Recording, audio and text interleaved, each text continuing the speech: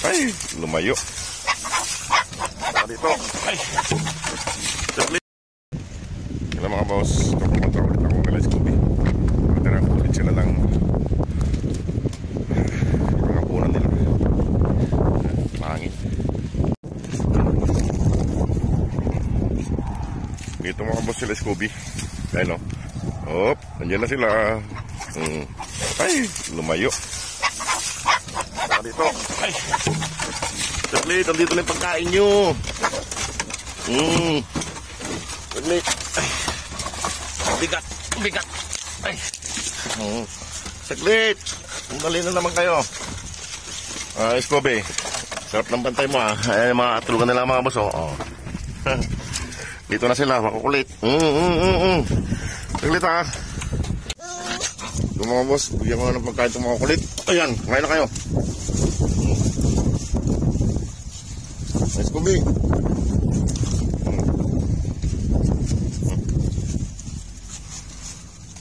Ito mga boss, kumakain na sila. Oh, dito para hindi kayo. Ayan, dyan ka. Ikaw naman, dito. Para hindi kayo magsiksikan. Makalawak yung kinakainan nyo. Ito mga boss. Ito, nagyan ko ng pan dito.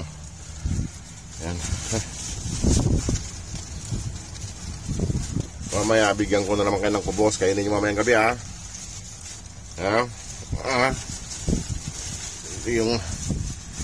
Ito yung babae, mga boss, oh. Ang laki niya. Ito siya. Ito yung babae. Ito, kumakain na siya yung Scooby, ano. Sa labas na para hindi siya agawan.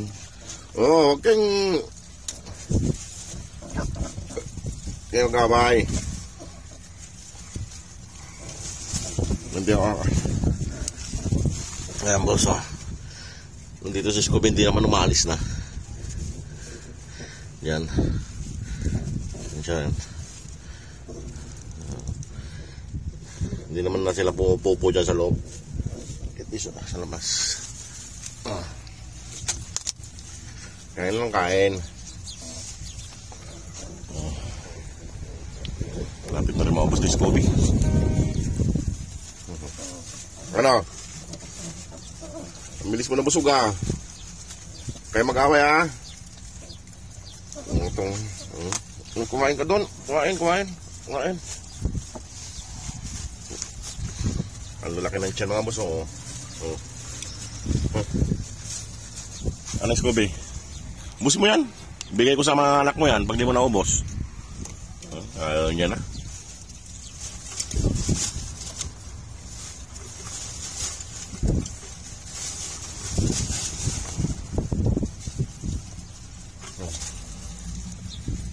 Ano?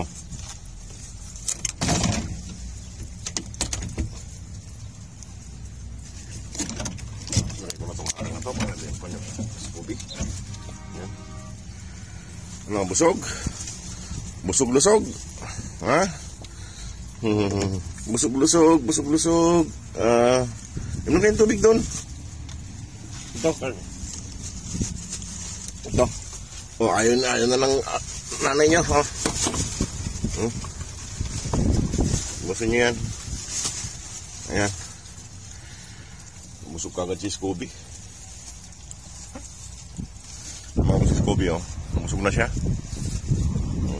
Diba?